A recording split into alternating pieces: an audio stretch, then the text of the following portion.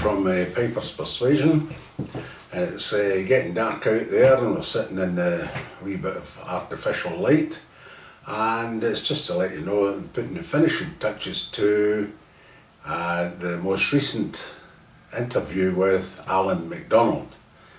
We did an earlier one early in 2011 and Allan wasn't that happy with it, and to be truthful I thought we could have got a wee bit more out of him than we did in that particular occasion.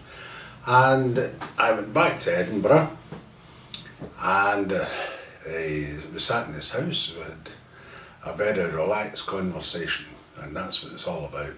We're surrounded by bagpipes, guitar and accordion, whistles and Jew's harp. You'll hear about Jew's harp later on. But it's a wonderful interview, and it reinforces to some extent some of the aspects of the conversation with David Murray on Pipers'Persuasion.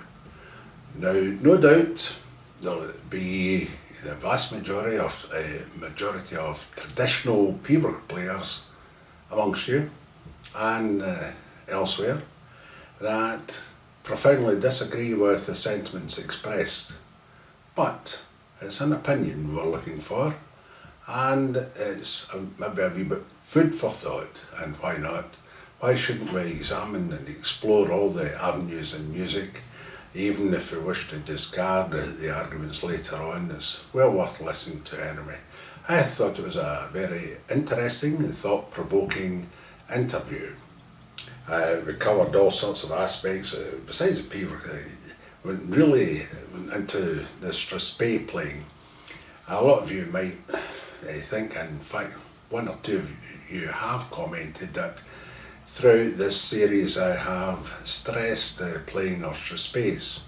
It's no particular accident, because strathspey playing for me was always difficult, just to get it right on the button. You could hear the experts playing it, but how do you replicate that? How do you practice for it? And that's what we're looking at. But Allan has given us a very, very profound, thought-provoking segment on strathspeys and his thinking on their origins. So it's well worth looking at that also. We went into his studies and his background in education, just to show where he's coming from, to show that this is not just picks these things up on the fly. He actually spent years studying sources for his arguments. So, as usual, sit back and enjoy this interview. And while we're on air just now, Pipers'Persuasion would take this opportunity of telling you that that's the last interview of this year, and we wish you a Merry Christmas and Happy New Year.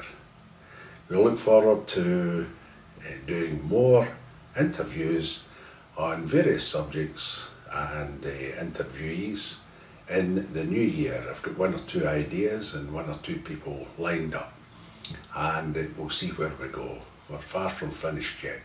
Thanks very much for watching, and I hope you enjoy Pipers'Persuasion interviews.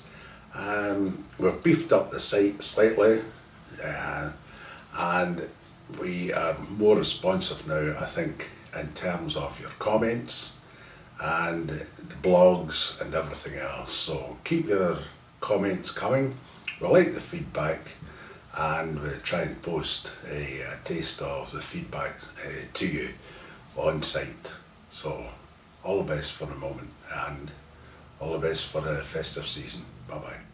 It's the 25th of October 2012, and we're 2 years into this series, and we are today going to interview Allan MacDonald, and we'll get round to discussing Pipers'Persuasion and its relationship with Gaelic song and tradition, etc.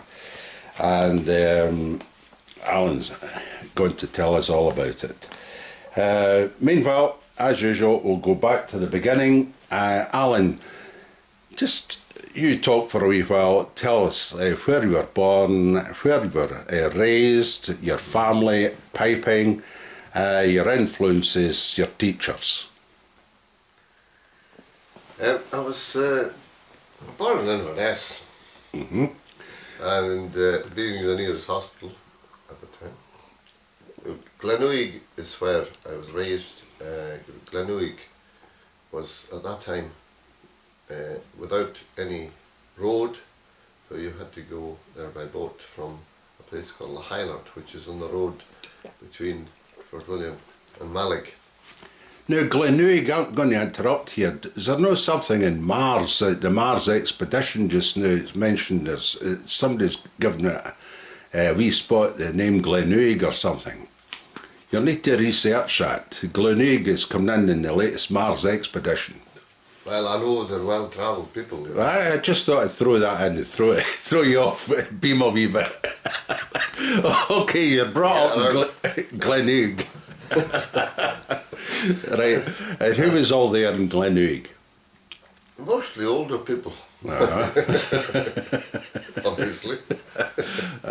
But no, there were only two families. So locally, two, three families. So there weren't many of my age at all.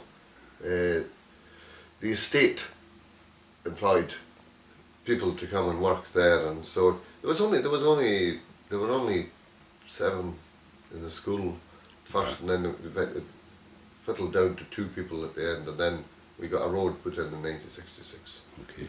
This is in Moidart. Aye. The nearest community over the hill was Kinloch Moidart. Famous for the Bieber tune, eh? That's right, aye. Lament for MacDonald of Kinloch Moidart. Yeah, Kinloch Moidart's Lament and Salute. And you've got the 2 tunes. Yeah. And I've got being cut off, you know, meant that we didn't have much in the way of wild social life. But we had dances every so often, and people would walk from Kinloch Moidart 5 miles over a very rocky, dangerous terrain, especially on the way back. Aye. And the other people from the northeast would come from Lochilert by boat, and maybe go back with my father in the morning by boat. Okay. You know, so it was and there'd be always a big party at our house. We had an estate house, so we belonged to the estate. Yes. That's what I mean. So we didn't have a craft house until much later. And there'd be parties, but it went big. It was only 2-3 roomed house at the most, you know. And so I remember people coming in, pipers like Charlie McLean was one of them, the Hendersons from Harachel. They were the musicians around. From the other side, there was most of the people around there were fiddlers. The McRae family. Aye. Begg, McNaughton. Did that fiddle music influence your family? Well, it was a two-way process. It was always that. Yeah. You know, you find that you talk about the West Coast fiddle style. Yes. And there's a great influence. I think that the important thing about it is that most of a great amount of the tunes are pipe tunes. And so there was a two-way process there. There were quite a number of pipers around, but they had all left. You know, they had left the community because Glenouig being cut off. Like Pipers'Persuasion MacDonald's father, Sandy Nichollister, and also Allan MacPherson. Yes. Who were moved to Moss Park. No, I was always slightly confused. See that Allan MacPherson of Moss Park jig? Yes. Great jig. Was that the same Allan MacPherson that was in the City of Glasgow Police pipe band? Or was that different? Aye, I thought that. And latterly there was Allan MacPherson from Shield Foot, which is just over the river from Moydart on the Harachel side. Yeah. Okay. And there's another piper there. That's interesting. Yeah. And Gaelic in the house, was that the main language, principal language, or was that a mix? That was the language, Yeah. When I went to school, the day you went to school, that was, you were faced with a complete monoglot English speaker, so I remember, one of the words, one of the first English words I learned, is I remember asking my mother what this word was. I liked the sound of it, possibly. It was called barbaric. And I asked her, where did you get that? Aye. And I think she gave the teacher a bit of a seem to. Aye. Verbally, for suggesting that the language was barbaric. So that from then on, it was English and English education. Aye. So force-fed, no Gaelic taught at school. No. You know, they tried just to standardise, I suppose, the culture. Yeah, well, no, 1872 Education Act. Aye. To that, yeah.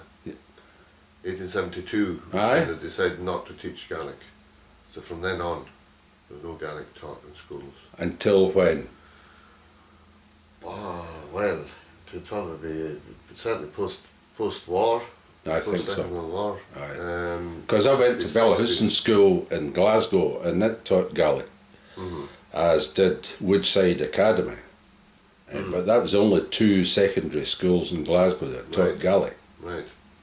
And it was usually, if you were surfing about the bottom of the intelligence level in the secondary school, senior secondary school, that you get the wee offer of Gaelic for some reason.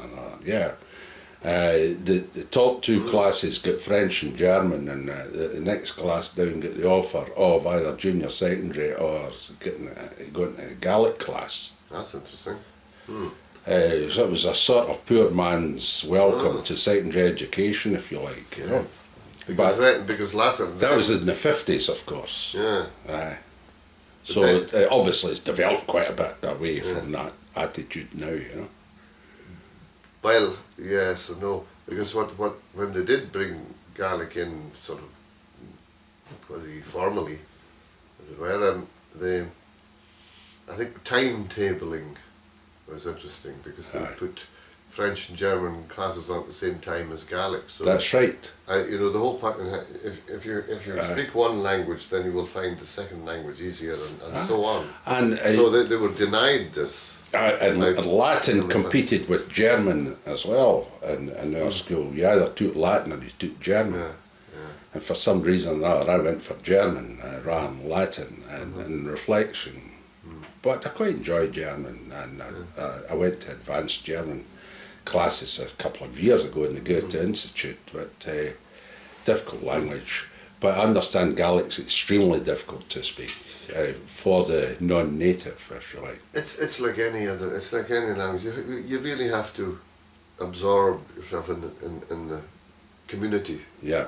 You have to go to the place where it's spoken. And viewers will be wondering why I'm hammering on about Gaelic for 2 or 3 minutes, because really it's the basis of this conversation. Because with your Gaelic, came the Gaelic song, came your feeling for Gaelic music, and you allied that straight on. So we'll develop that theme as we go on, possibly, if you like.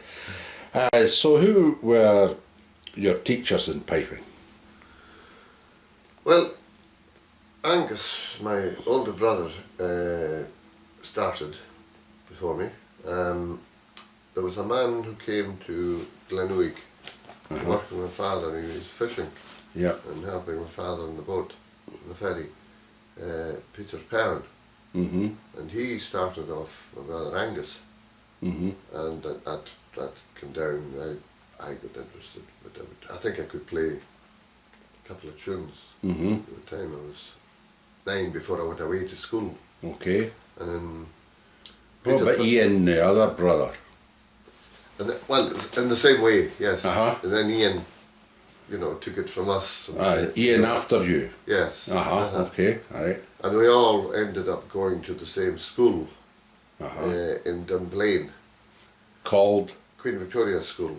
Right. Now, probably my father would have known about that place because Pipe Major Angus had been there. And it was a place, it started off as an orphanage after the Boer War, and it was for disadvantaged people, and then for people who were serving in the army. So yes, and children of serving officers. Exactly, so that it allowed them to get an education and stability. Yeah. Yes.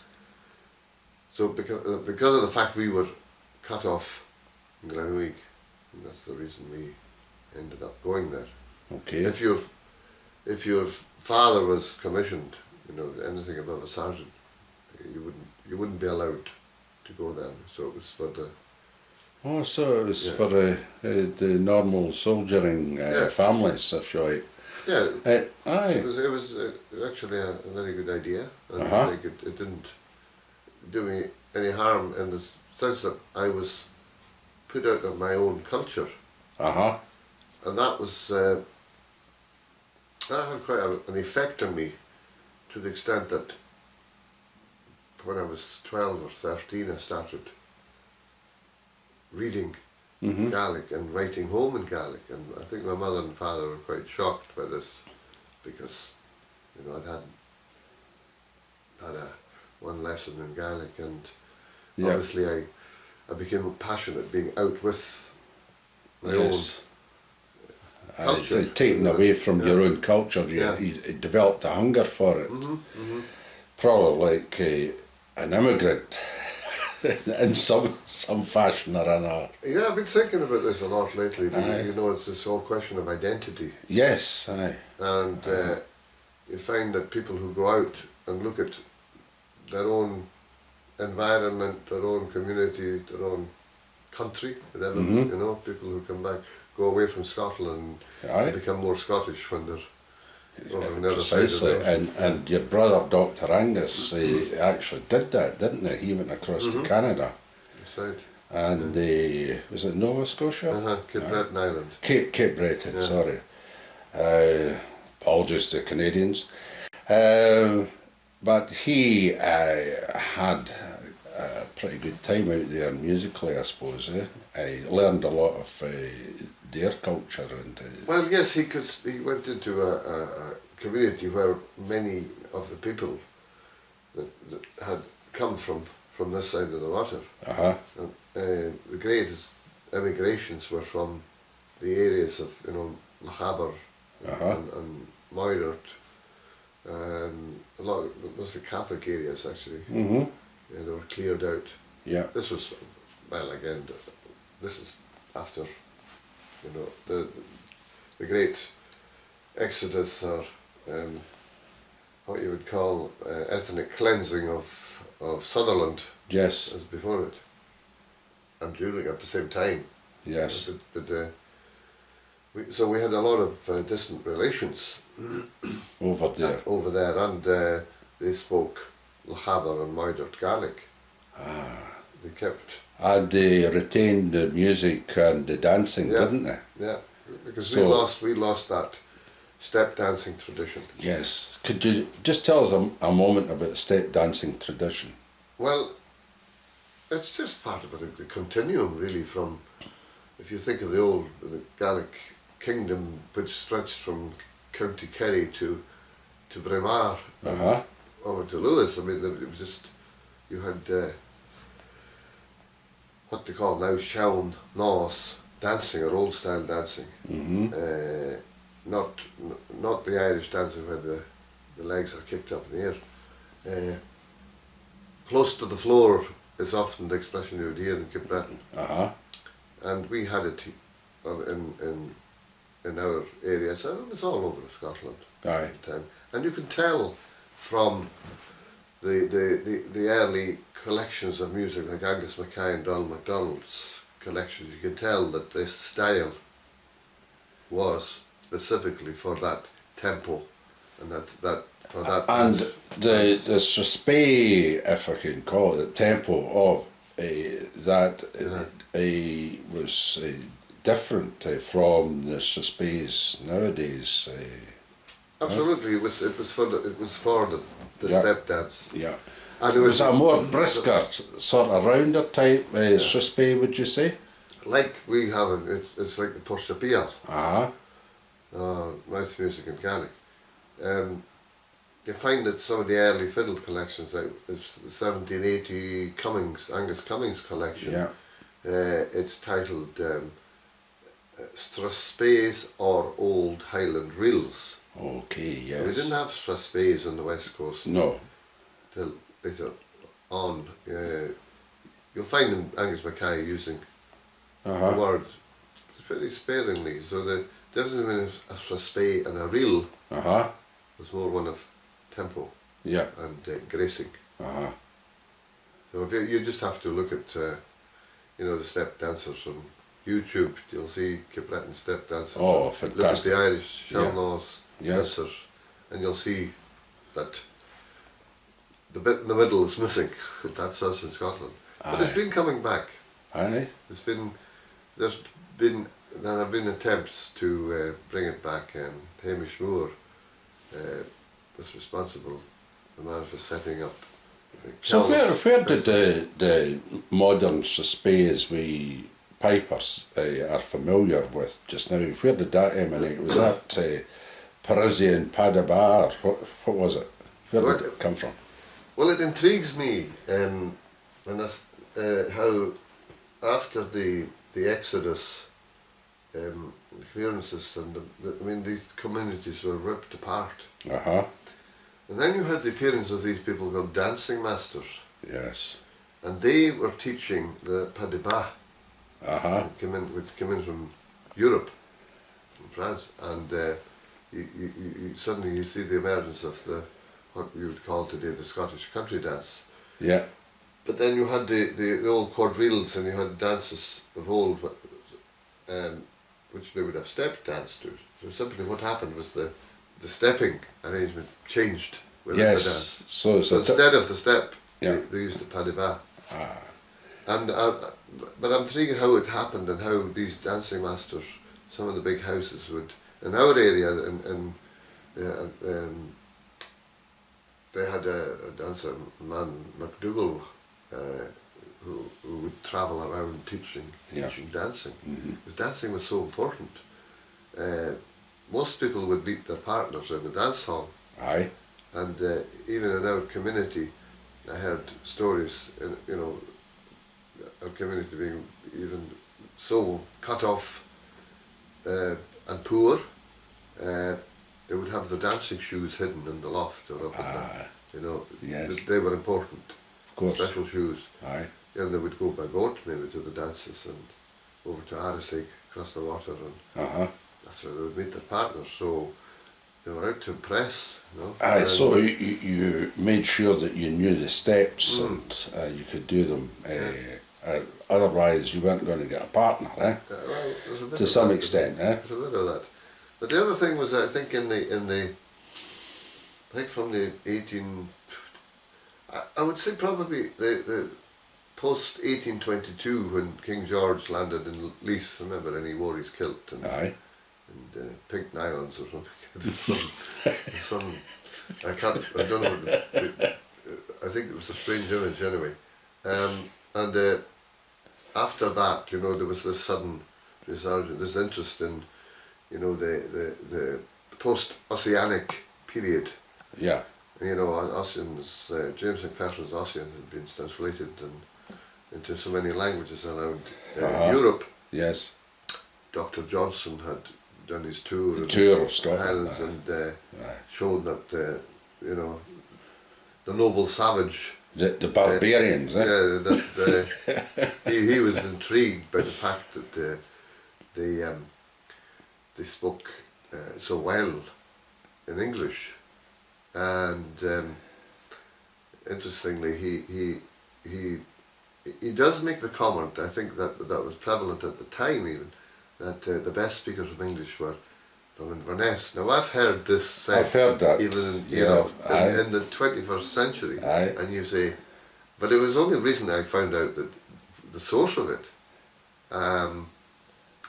and he said, Dr. Johnson's explanation that English means are good was that after Culloden, many of the English soldiers married into the local population, and that's why their offspring's English was so good. They had no concept clearly of the mother tongue or transmission of language, strangely enough. So that period, I think you find the starting up of the Highland societies of London and Scotland had the piping competitions, and then you get the emergence of the Highland Games and the competitions. And dancing was one of these things that were symbols of identity for the local the populace.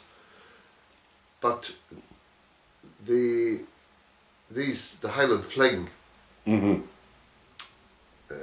was a creation of the Ballet School in London, as far as I understand. So the music had to be slower. Yes. So the Strathspey was adapted to the dance. Yes.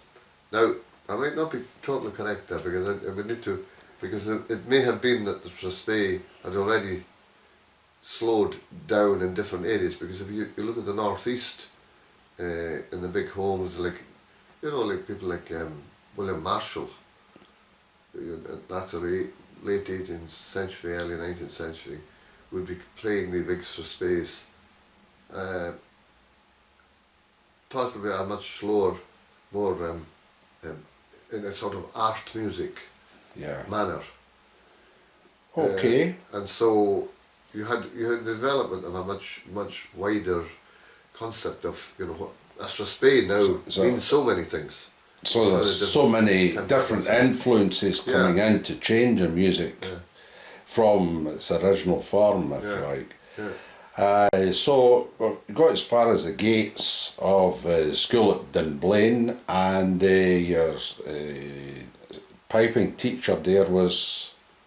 It was piping to John Mackenzie. John Mackenzie from who's Campbellton. From Campbellton. Yeah. Who John Wilson and William McCallum speak of in glowing terms also. Mm-hmm. Yes, and you'll hear, if you want to go back people to see these interviews, you'll hear more about John Mackenzie as well, but he taught you at Dunblane for quite a while? Well, all the time I was there, from 9 till I was 17. And did he cover all the forms of music, the pibroch, everything? Didn't really do pibroch. No, okay, right. And I wasn't particularly interested in it. Mm-hmm. It didn't rest with me. Aye, okay. Well, and I remember I played in the Scottish Amateur Championships.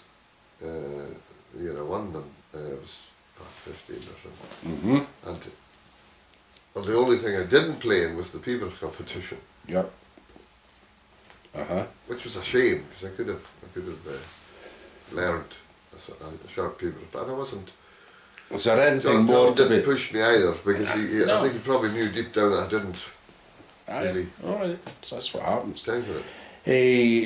Is there much more to be said about Dunblane, and should we cover more there, or just move on? We had a pipe band as well. Of course. We had to. Everyone had to play pipes or take up drums or take up dancing for the first 2 years. Mm-hmm. And then once you get into secondary school, it was up to you whether you continued as a drummer or a dancer or a piper. Mm-hmm. And there was a band room there, and you could go down half an hour before lunch, and maybe you'd have an hour once a week formal pipe band work, pipe band practice. And there were other times, so it was a great escape for me. Aye. I would go away and play, and I loved it. It was my escape from being in this kind of quasi military regime. But your other studies would come on quite well, really, eh? Yeah. Aye. Yeah.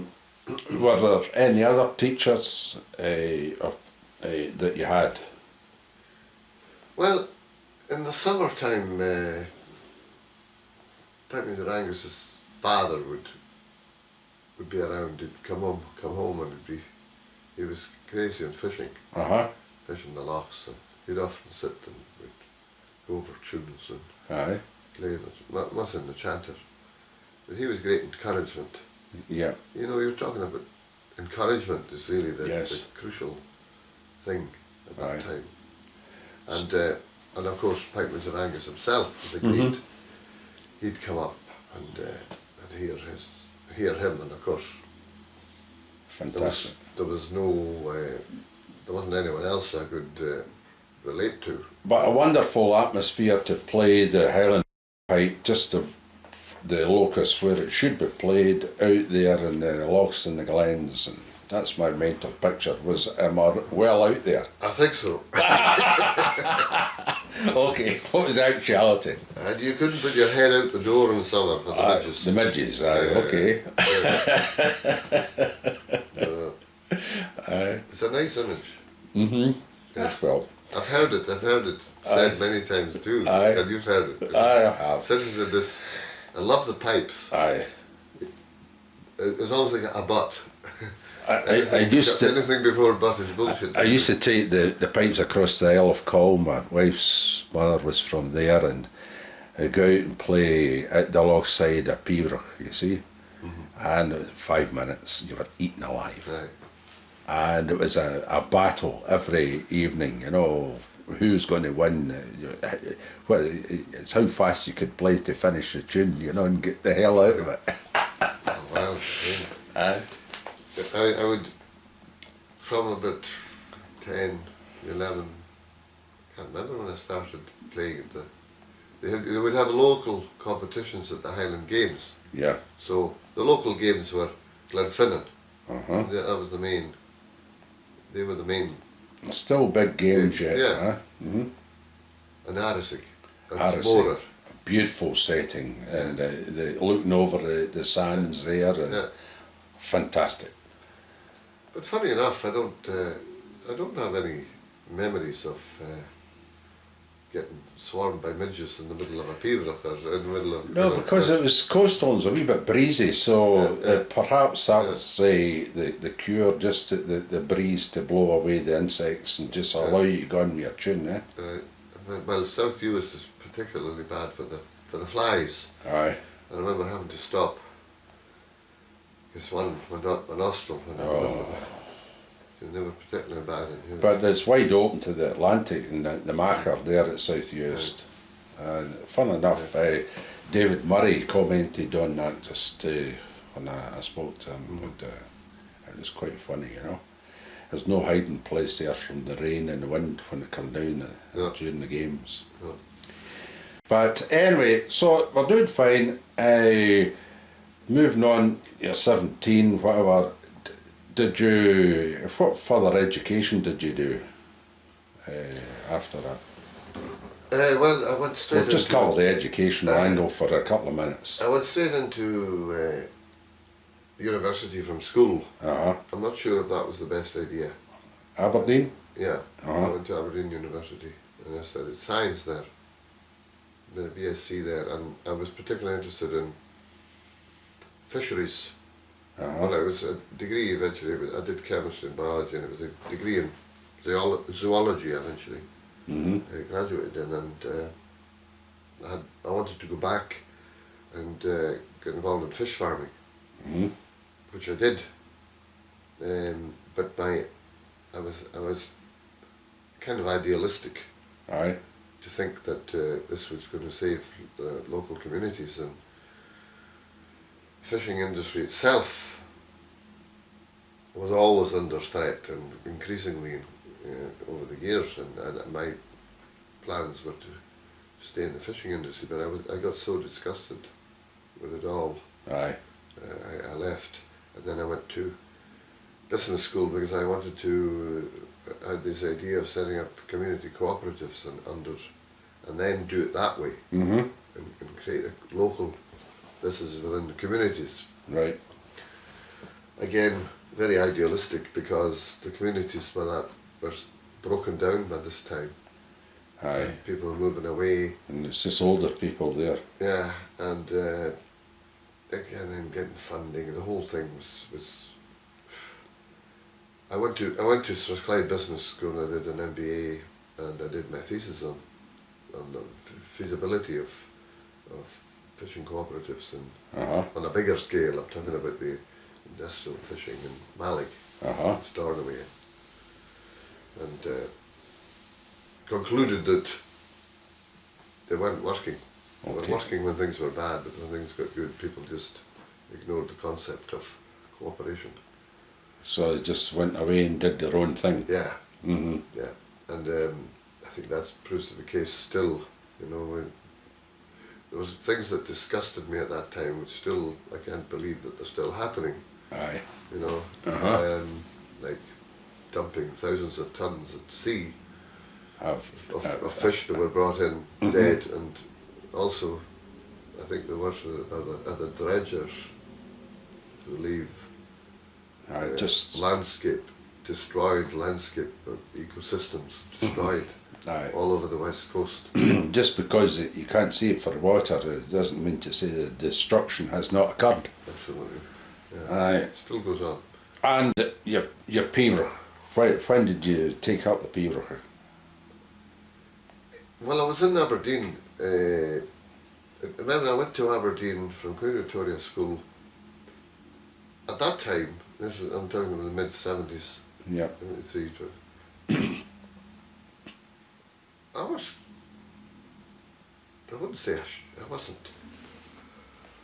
Although I sort of won prizes, and I was dedicated and loved the music, and it was a time when it was not, you weren't, the pipes had bad publicity, and I didn't really tell people I was a piper even. I went back, and I think the first year of university, I'd take them out occasionally for charity gigs or just for the crack in the pub sessions. And I think it was the second year Jack Taylor came up, saw me on a bus. Dr. Jack Taylor was president of Pipers'Persuasion now, and he saw me on a bus, and he came and he said, would you like to join the OTC, the Officers Training Corps? Okay.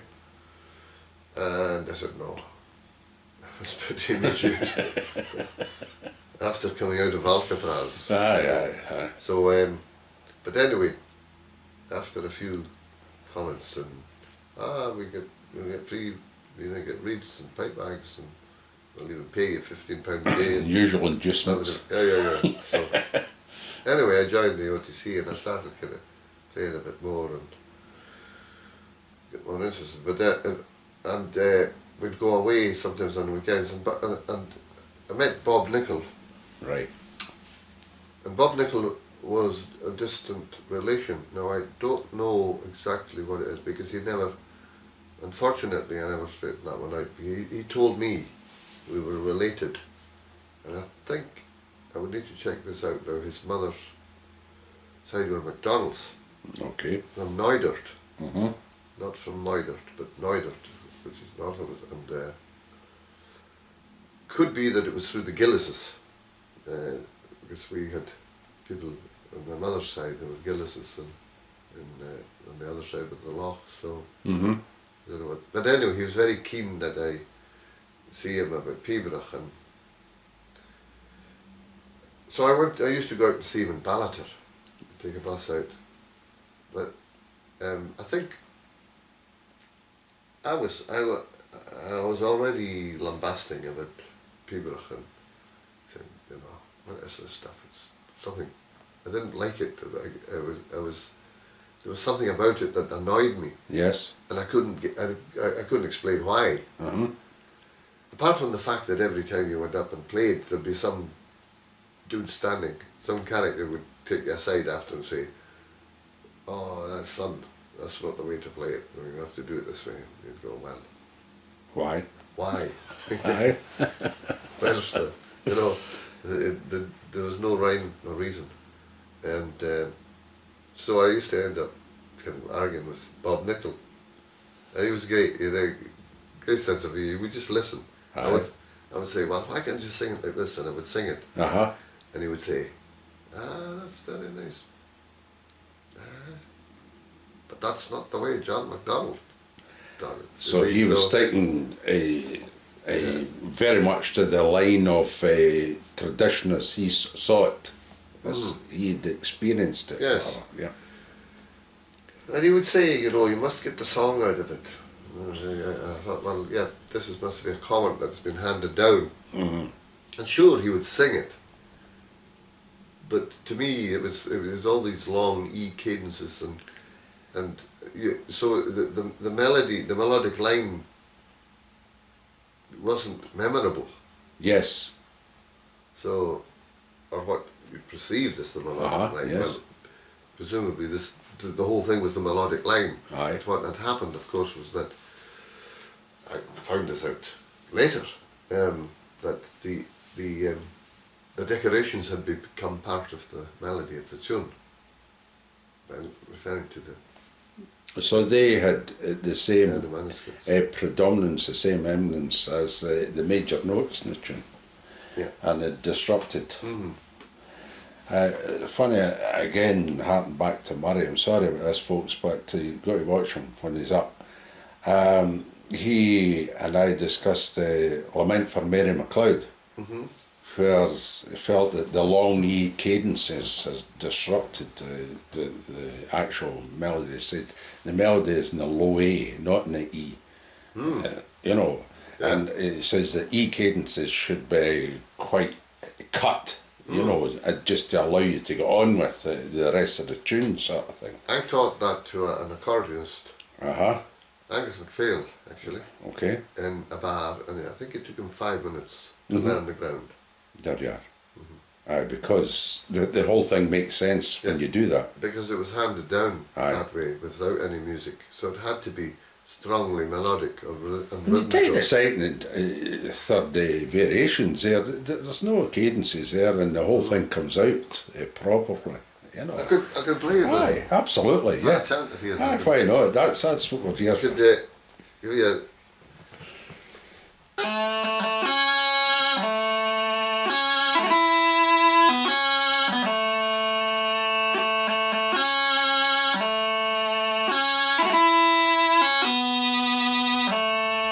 repeated. Yes.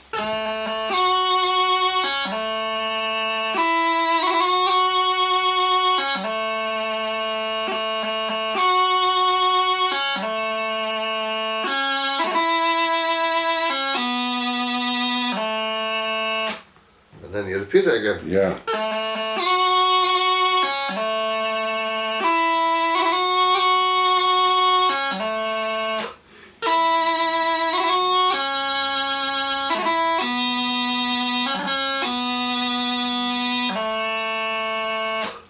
Wonderful. That's it. Aye. And if you a couple of times. Did you lift that off any old music or? No, I worked it out because fair enough. it's very clear from the very earliest manuscripts. So. Very clear, and from the cantor. Well, that doesn't exist. And you studied it. You studied as a result of the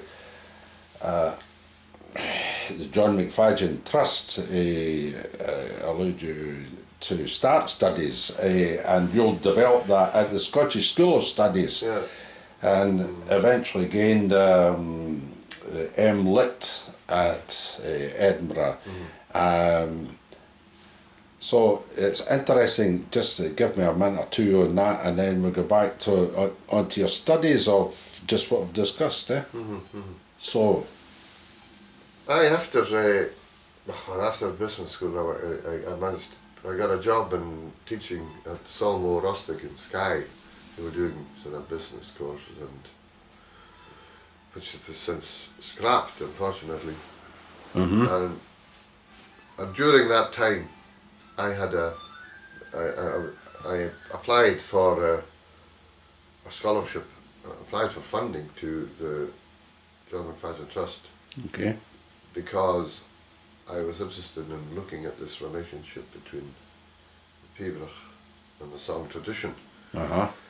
Given that I couldn't understand why I was not fired up by this music from age 17 onwards, despite the fact that all the titles were in Gaelic and it came out of my culture, there doesn't seem to be any trace of the rhythmic schemes and motifs that you would find in song and throughout your own tradition.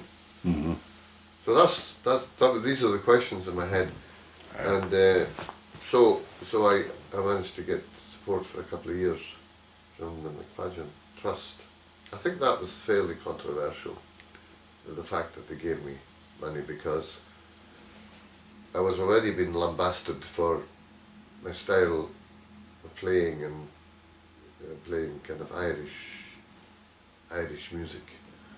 My brothers, Angus, did it before me, and we were influenced by this lovely free style that we'd hear from bands like the Bothy Band, who influenced me and influenced everyone, I think, at that time. Yes. Who were playing music, and also people like Rory Rochan, Allan MacDonald used that, and all the pipers where they played they played the Strathspeys actually very much more like you would hear them in Cape Breton today. Right. Yes. And there were these influences filtering through. So there's a whole different influences coming in there. 2 years. What were they looking for you, from you initially? I know that's not what you produced, but what was the original intention? Well, I know that the late Seamus McNeill was very much against me getting funded, because I'd already jumped out of the box.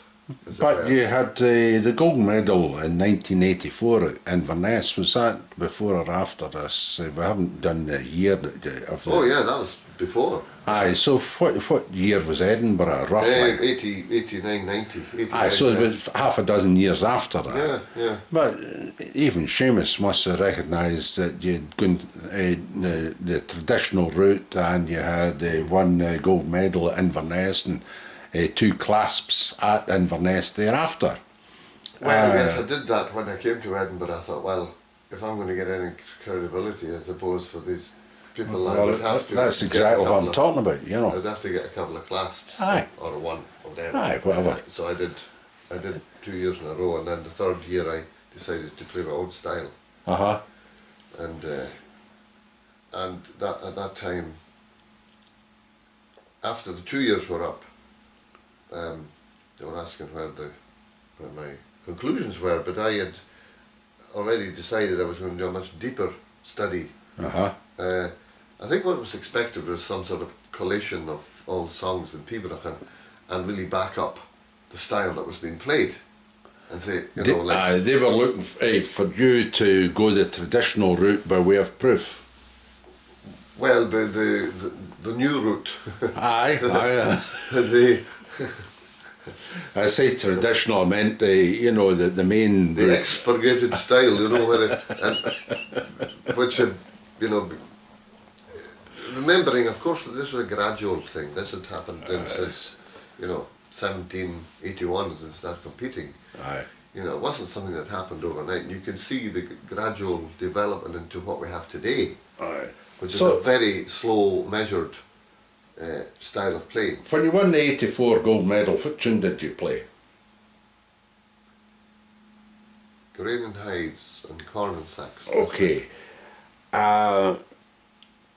Would you play it? Would you have thought of playing it half a dozen years later or a dozen years later different from what you played it in the gold medal? Oh, absolutely. And that's I that's a point. I had to play. Aye.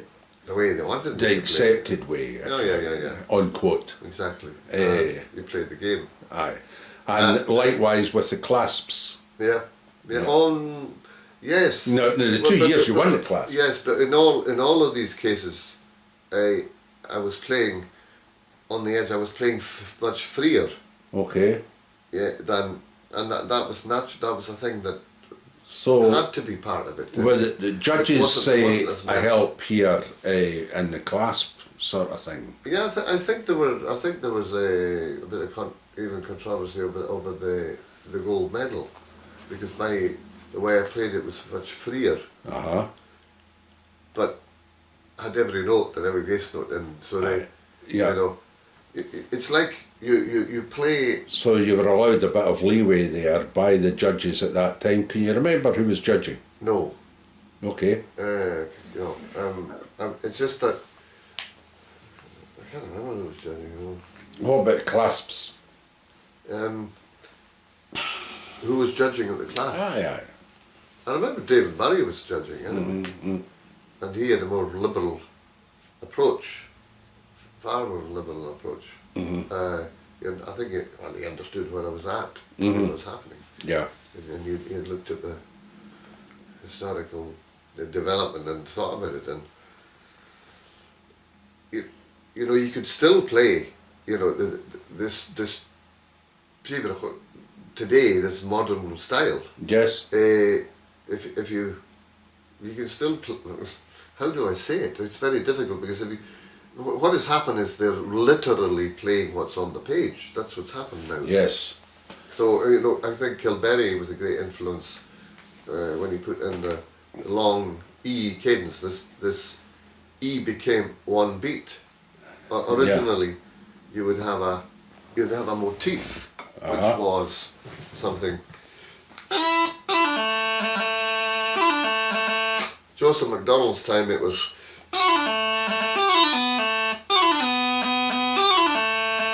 Well, these were called crahanants, or shakes, and they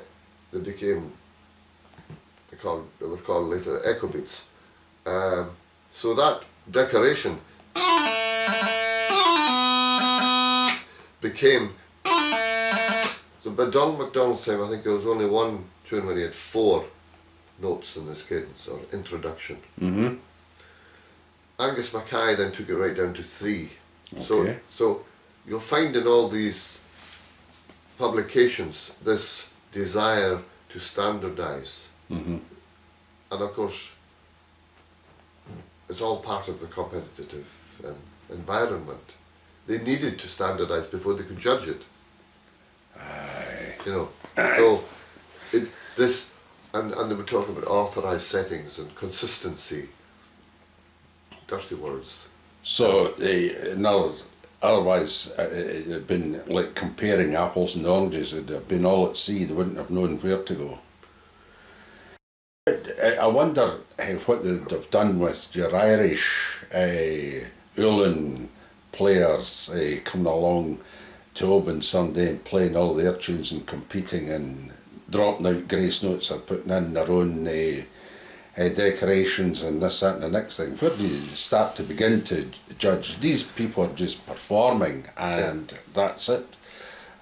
Yeah, if you were to think of some of the great airs in the Irish tradition, and the great Ulan pipers, Leo Roth and Willie Clancy, Seamus Innes, today Liam O'Flynn, Barry Kieran, Michael O'Brien, you wouldn't go up to them and say, "Hey."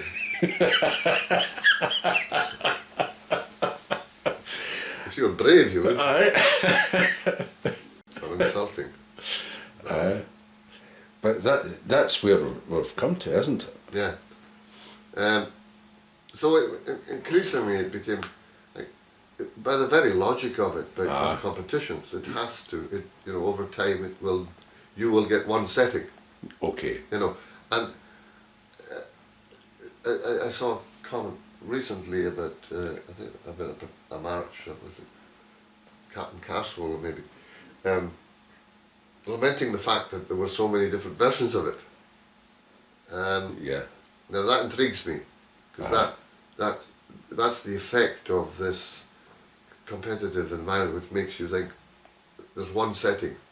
That's the ideal scenario. It's a bit, the parallel is a bit like at one time they'd always look at, and still people like to go for the original version, you know. Musicologists, you know. In the late 50s, I was getting Willie Ross's collection rammed down my throat. You left out a grace note in the third part there. That's a G grace note. It's not an E grace note, and you know, and that's in Willie Ross's collection. You should know better and play it like that, and therefore, you know. And so it goes on. There's not the same adherence to Willie Ross now, but that was very, very heavy, the influence at that time. Yeah. Well, I often say that I think the teaching has been such that piping started in around about 1920 when Willie Ross's settings, and from there on, Don McLeod and they've forgotten about the 19th century styles and the tunes even. Two-parted, wonderful two-parted Pipers'Persuasion and reels. Maybe two parts are added to them, often inferior, or reworkings of the first and second part. Many examples, I think. Shepherd's Crooks, a good example. So you have in competitions now four-parted. They only play four-parted or six-parted tunes, and you'll find that. Well, the reels again are a conflation of different versions. One, the You with the Cockadorn, or Athol Cummers, it appears on the A mode and then it appears on the G mode. So they put them together. You've got four parts and then they add another two. So you end up with a big tune. Yeah, and these tunes are battered with death in competitions. Why can't they play? Now I said this to Seamus McNeill. We had there was a little seminar in a Vassar Hotel in Skye many years ago, and he. I think it was said to him that I was teaching next door by the late Andrew McNeill. Why wouldn't they invite me? Because there was no intention. And of course, in his wry way, he invited me to talk about the competition system. He was our own. Anyway, so I did, and that was one of the things he said of it. You know, why can't we open this wonderful repertoire up? You know, the competitions are bad enough as they are, you know. You'll hear Maggie Cameron and Shepherd's Crook and Sheepwife, time and time. The same half-dozen tunes getting trotted out all the time. Yeah. And there's a rich tradition. And unfortunately, it's the same criticism of pipe bands to this day. MSRs and pipe bands, they're playing about with about a dozen tunes, and they've not opened up the repertoire at all. Yeah. And again, you've got the influence of drummers dragging your heels into new territory, you know. Far too much to say these drummers anyway. I hope you're all listening. So, right, where did we get to now? We got to near the end of your studies in Edinburgh and your conclusions. Yeah, I was asked to give a lecture at Stirling Castle in 1995, and that where I told all sundry what my conclusions were, and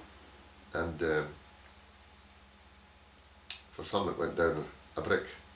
As Seamus McNeill said, a lot of rubbish. For the head of the College of Piping, I thought that was quite a daunting comment. Yes. But I did remind him that he wouldn't know anyway, so why would he know? Yeah. Because he didn't have I was lucky to have the opportunity to look into it and study it, because I knew the Gaelic song tradition. And you had the resources in Edinburgh to go through all the literature, I take it? Well, yes, the literature is all out there, you know. Yeah. On the internet now. Yeah. It wasn't hardly rocket science. Aye.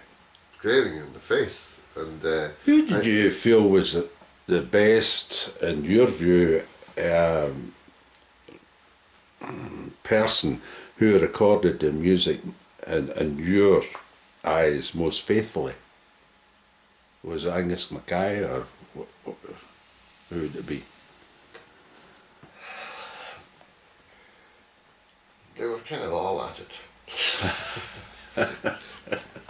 See, Allan MacDonald, if you look at Allan MacDonald, again, was we don't really know enough about that the social circumstances. We could surmise as much, but the fact that he put piano scores underneath and put so many cadences in his tunes, he littered his tunes with cadences. Now, in some of them, I know I recorded Glengarry's March on a CD, Killing the People. It was a concert at an Edinburgh Festival. And it kind of works there. But for the most part, all these cadences are, it's up to the performer where he puts the decoration. Yes. It's like a Shalmaw singer. You know, your singers that you'll have a subtle little decorations onto the leading note, or the prominent note rather. That's what I'm going to say. Joseph MacDonald, 1760, his manuscript tells us so much about how Pipers'Persuasion was played. Aye. Yeah, it's very clear to me there. And he has little fragments. And he's just showing it. He's showing the melodic line of the tune. The only tune he publishes is March for a Beginner. Okay. Which is a beautiful piece of music. Uh-huh. And again, it's very simple to learn. I could play a bit of it.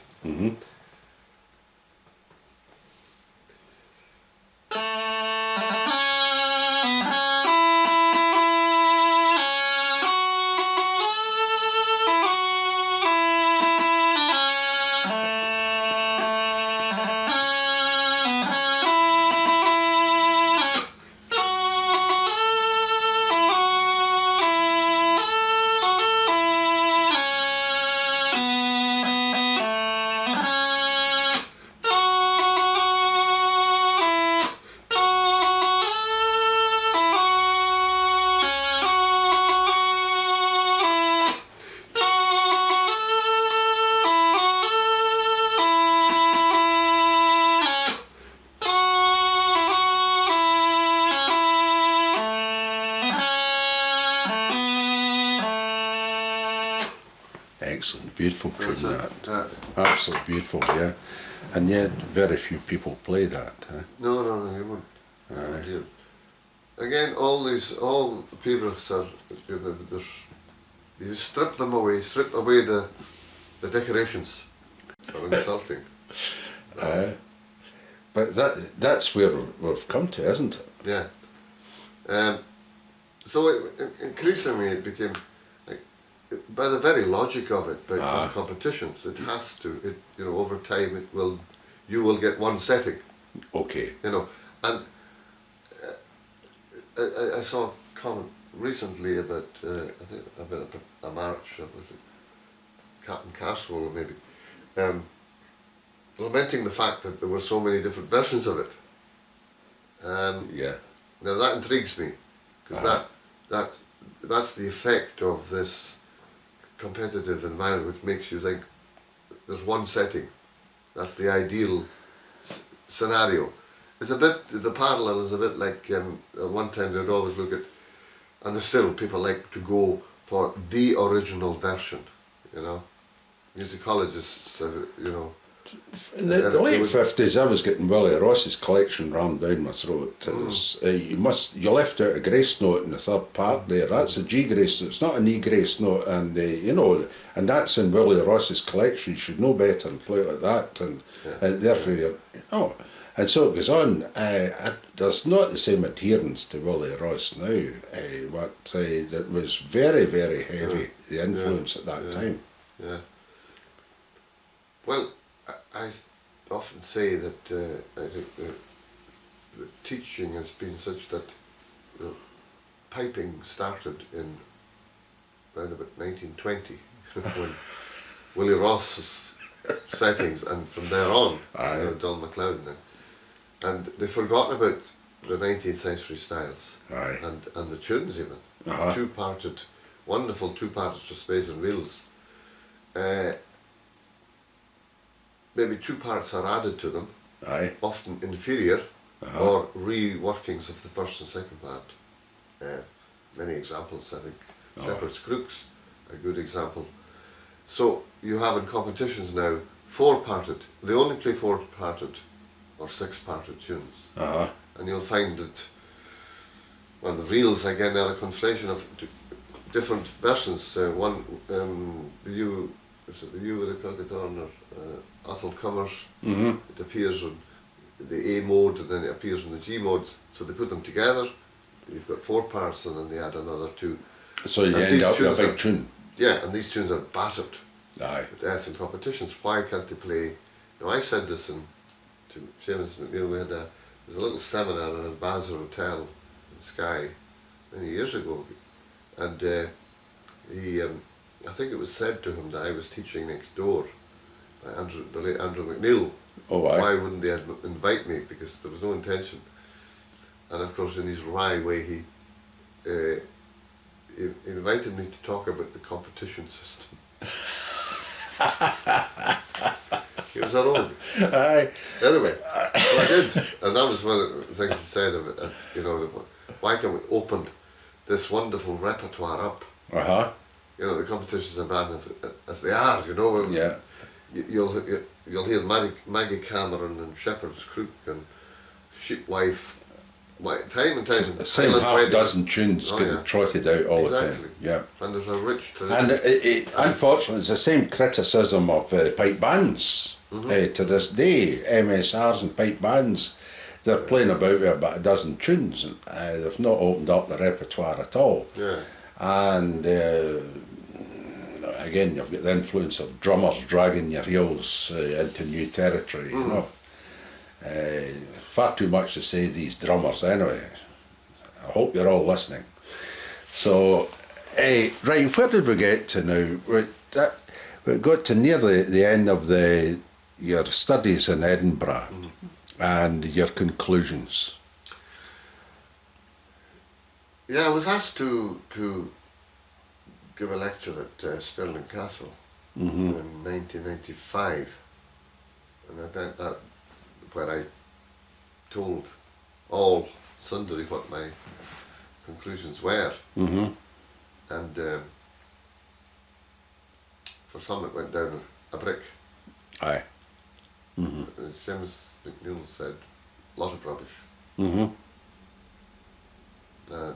For the head of the College of Piping, I thought that was quite a daunting comment. Yes. But I did remind him that he wouldn't know anyway, so why would he know? Because he didn't have I was lucky to have the opportunity to look into it and study it, because I knew the Gaelic song tradition. And you had the resources in Edinburgh to go through all the literature, I take it? Well, yes, the literature is all out there, you know. On the internet now. It wasn't hardly rocket science. It's glaring you in the face. And who did you feel was the best, in your view, person who recorded the music in your eyes most faithfully? Was it Angus Mackay, or who would it be? They were kind of all at it. See, Donald MacDonald, if you look at Donald MacDonald, again, was we don't really know enough about that the social circumstances.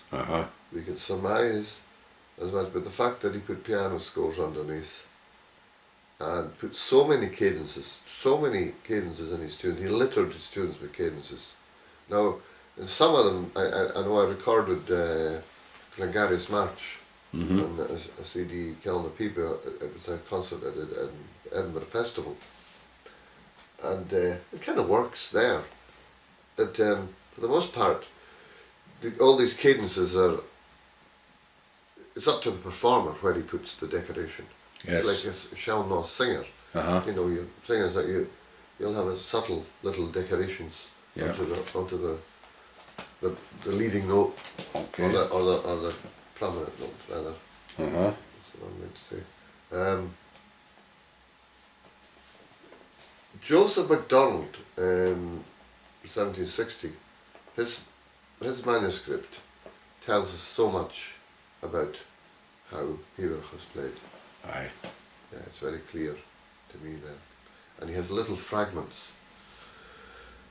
And he's just showing it. He's showing the melodic line of the tune. The only tune he publishes is March for a Beginner. Okay. Which is a beautiful piece of music. Uh-huh. And again, it's very simple to learn. I could play a bit of it.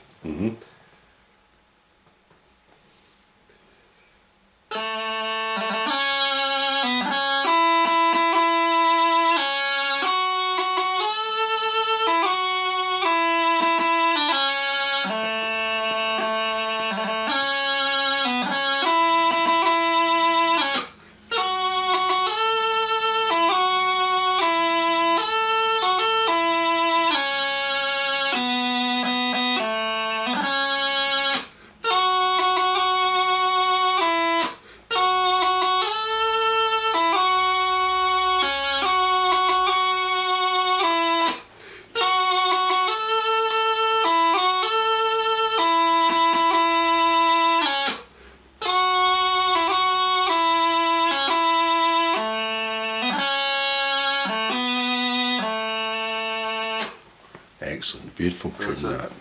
Absolutely beautiful, yeah. And yet, very few people play that. No, you wouldn't.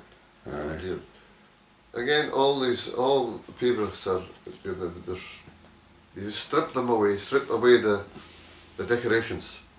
You have brought out a recent CD, and the name of it? Dastrum. Dastrum. I've asked you to say that because I get the pronunciation wrong. I know I did before. It's a beautiful CD, folks. You must buy it. For the only time in my life, I bought 2 copies, and I sent one across to France, and get raving comments back about it. Absolutely beautiful music, beautiful bagpipe, and just what bagpipe did you play in that? Absolutely beautiful bagpipe. Lorries, 1920s. And the chanter? Sinclair. Sinclair. Aye. Allan MacDonald calls it the magic chanter because it's broken 3 times. Wonderful sound out of it. Aye, and well prepared. You must have put in hours and hours and hours, and weeks and months of work into that particular CD. Yeah, fantastic. Just let me think about that. Okay, no, it gives honestly people. If it's been modest here. Just listen to it, and it comes with a booklet, doesn't it? Explanation, and a foreword by David Murray as well. That's right. Yeah, and Dr. John McInnes. Aye, fantastic. What other CDs did you bring out? Any? I haven't really done any proper recording. And you've got the Moidert collection, of course. Well, I did 2 CDs with Margaret Stewart. Why, of course, aye. That, how could I forget that? And again, she's singing and you're playing a wonderful rendition of Get a Kiss of the King's Hand and various other ones.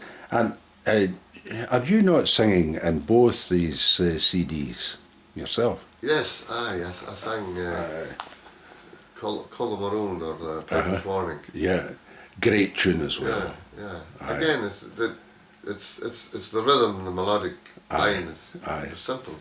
How important to you is the rhythm in Pipers'Persuasion? Oh, it's crucial. I think there was a late Professor Tovey. He was a professor of music at Edinburgh University. I think it was him who said, music without rhythm is like a filleted fish. Quite like that one. Aye, excellent. So There is an underlying rhythm. you're not beating your feet or anything, but you have the rhythm within pulse. you. The There's a pulse, running yes. through it. Aye. Pulse. Yeah. And that's essential, really, for Absolutely. people to take the music and the magic ability to. Yeah. I did. I think there's another recording I did with Gordon Walker. You know, the piping. Piping Centre series. Yeah. So I did. That was recorded live. Aye. A live recording. But I really need to get out and do. What's the name of the Margaret Stewart one again? You and Margaret Stewart. What's the name The of that? first one is Who Me Park. I Got a Kiss of the King's Hand. Yes. Who Me Park. And the second is Call Maroon. Aye. Call Maroon after. It's the song.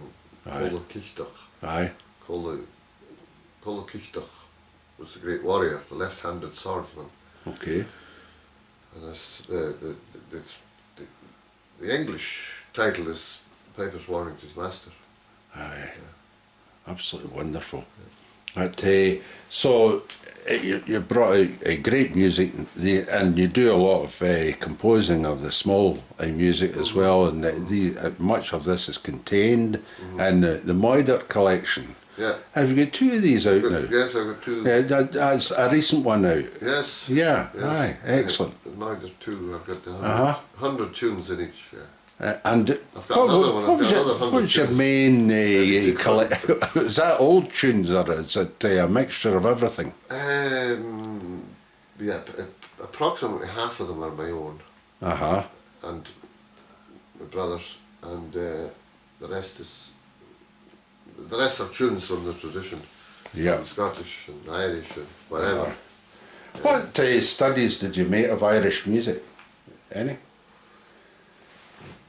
Or just pick it up? I go there a lot. I go to Connemara every year to the Joe Festival. And I go to Kerry in February, and I feel at home there. Is that the Kennedy Festival? And I go to the Armagh Festival in the north. Yeah. And Brian Vallely's wonderful festival.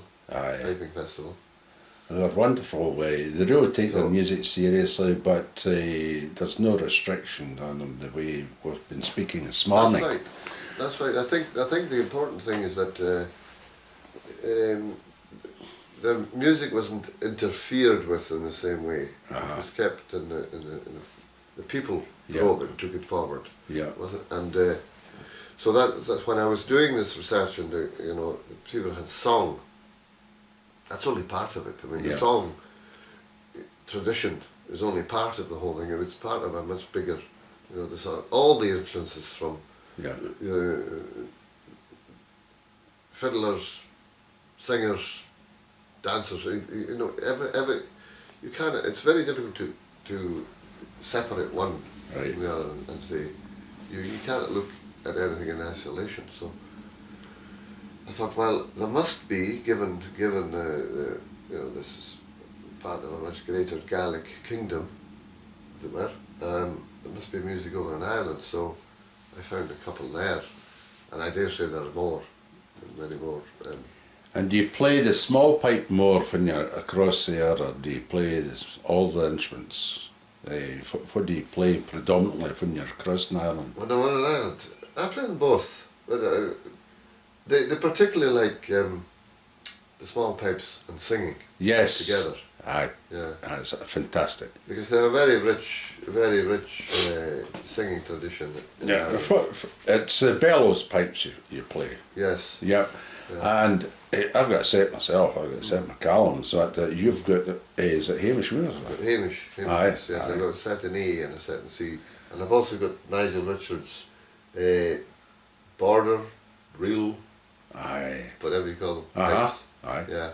That's a big noise off that. It's a good stage instrument, isn't it? Yeah, well, it's the same timbre as the big pipes. Aye. But so it can safely accompany other instruments without... Yeah, given it's in the key of A. Yeah. That's good. Oh, there's been a fantastic revolution over the last 20. And you play the Jaws harp as well, don't you? I play the Jaws harp and played the melodeon and the organ and whistles. And you were across in Russia for a wee competition in Joe's Harp, weren't you? I was, yeah. Tell us about that one. Well, I was invited over to the World Jaws Harp Festival in Yakutsk, in the Sakha Republic, which is, I didn't know until you don't really know until you have to travel. There's 6 time zones east of Moscow. Aye. And the whole, I'd heard before going that they were going to put together over 1,000 Jews harp players, and I thought, this is going to be interesting. And it was so zany and out of the way. I thought, I was excited about going. I was the only person from Scotland. There was about a couple from England. Well, the people who were responsible for getting me over there were it was Michael Wright and John Wright, who were great Jaws harp players or Jews harp players. The names are interchangeable. And the interesting thing was that I met John at a party in Paris many years ago. And I don't remember the exact second of why I was there. I think I was doing something on radio. And I walked in and I heard this Jew's harp. And I recognised that I thought it could only be him, because I'd had recordings of him. And I went up and I happened to have one on me. I suppose I got this habit of, when I was at university, I'd have a mouth organ in one pocket, tin whistle and Jew's harp. So it was very, very mobile piece. And so I asked him when he started, and he was playing in these wonderful tunes, and Made Behind the Bar, I remember it was one of them. And he said he'd got his Jew's harp playing. His great main influence was Angus Laurie from Oban. Angus Laurie, the father of Willie Laurie. And if you... Ronnie Laurie. Ronnie Laurie, sorry. Yes, I remember. I actually heard the father playing. Yeah. I was in the Glasgow Police Pipe Band, and we went on stage in Edinburgh here to make an LP, Disastrous Day. Made it, but quality zilch. Anyway, at one point in the afternoon, Ronnie's father came on, small of stature, and stood at the microphone, and was playing in the Jew's harp a March of Spain reel, and the band accompanied him.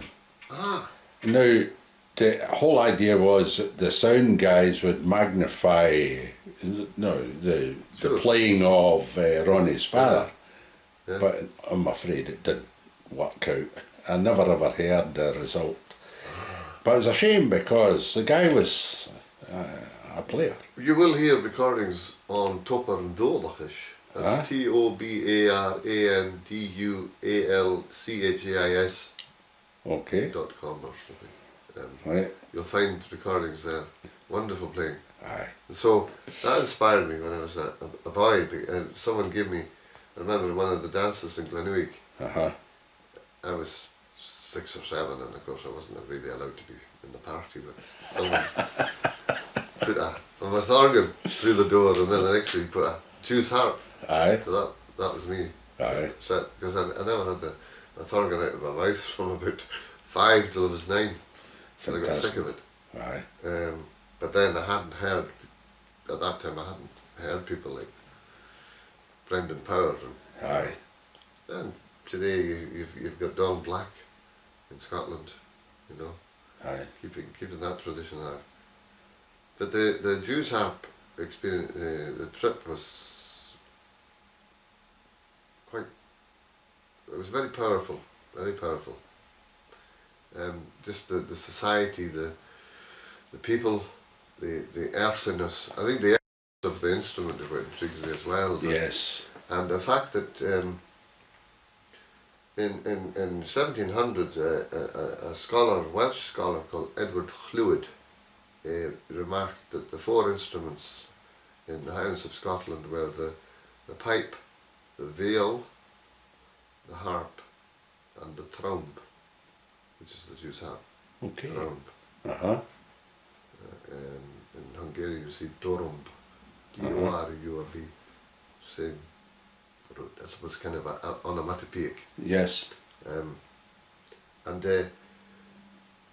what they call the Jew's harp in the Sakha Republic is a komus.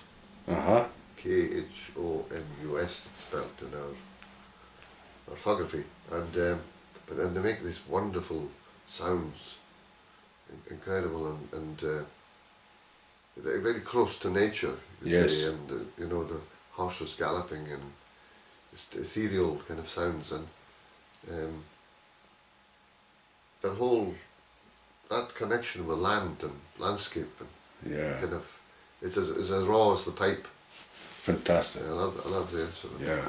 And well, they had the Guinness Book of Records, and well, before I went, actually, I think that was the only thing they were interested in radio was you're going to do the Guinness Book of Records. I said, okay. But actually, on the day I slept in. So, I didn't really care, but the boy with me in the room, he was a bit upset because the boy from London who, I think he really wanted to be part of the 1,400 people who played together. Aye. But I had just a wonderful time with the people, and I went to a shamanistic celebration as well. Uh-huh. And of course the solstice, 22nd of June, is their new year, the beginning of that's their new year, and there's big celebrations, and it's a shamanistic society. Uh-huh. And just the language, the sounds of the language intrigued me. There were just I could hear Gaelic sounds there. I could hear. Aye. Very, very native. And the singing tradition, wonderful singing tradition, and they'd be singing like something like the walking song tradition you would have, and something like what you would see in Brittany, the dance, the way they moved and sang. Aye. And you were across in Brittany, weren't you? Oh yes, yes. On many occasions. Well, yes, I went over the first time to the Lorient Festival competitions. Aye. Yeah. Good fun there. Oh yeah, great. Yeah, I won it the first year. Uh-huh. Although I hadn't been to bed all night. But what happened the year at Matheson won it, Rob Matheson? Mm-hmm. I got second that year. Aye, no wee bit of tale there about some Muscovy or something, eh? Well, I didn't go to bed that year either. And the third year, I made a habit. I wasn't very good at going to bed when I got there because it was like a festival. It's a great atmosphere there with the Bretons. They take their music very seriously, don't they? It's fantastic. It's and what intrigues me too is I'm asking them, where do you get your where do you go for your songs, your tunes? You'll find many of the tunes with no titles. Yes. Where do you get them in your song airs? And we go straight to the singers. And I said, would you not get them from another piper? Oh no, we go straight to the singers ourselves, because the other piper... So that reinforces what you're on about earlier on in this conversation. Yeah. The other piper would have his own take on what the singer had. Yes. So that intrigued me. Aye. Intrigues me, because they often ask me why don't they play many more Gaelic airs here? But the thing is, in the Scottish tradition, there are not so many Gaelic songs that can be played on the pipes. Mm-hmm. Unlike the Breton tradition. Yes. And that suggests, of course, that, and it makes sense to me that the pipes came into Gaelic society in after a song. Anything from 13th Mhm. century onwards. We don't really have any evidence of the pipes in the Highlands of Scotland till the 16th century. Mm-hmm. Really. And the earliest references to the Battle of Pinkie, used in battle, the Battle of Pinkie in 1547 in the Lowlands. Aye. So, there are more tunes, though, more songs associated with the Pipers'Persuasion tradition Mm-hmm. than there are with the light music tradition. Absolutely. Although many of them, of course, you've got the Pipers'Persuasion, Uh-huh. the dance tunes. Yeah. Yes, and of course many of them can be played on the pipes. Although many of them go out of the scale. And as you know, pipers have a habit of Just compressing. editing. Yeah, absolutely. Yeah. And it's funny that you talk about the dance. I know that the Breton music, much of it is there for dancing. Yeah. And Yeah. if you listen to it, you can't make head nor tail of it until you actually see the visual performance of the dancing and the musicians together. And then it all comes together immediately. And but it's a bit of a mystery if you just merely listen to the music and don't see the visual result. Absolutely, and that's how I felt. Even when my first experience in playing Breton music. Aye. Unless you contextualize it, you don't see the. Yeah. It's very important.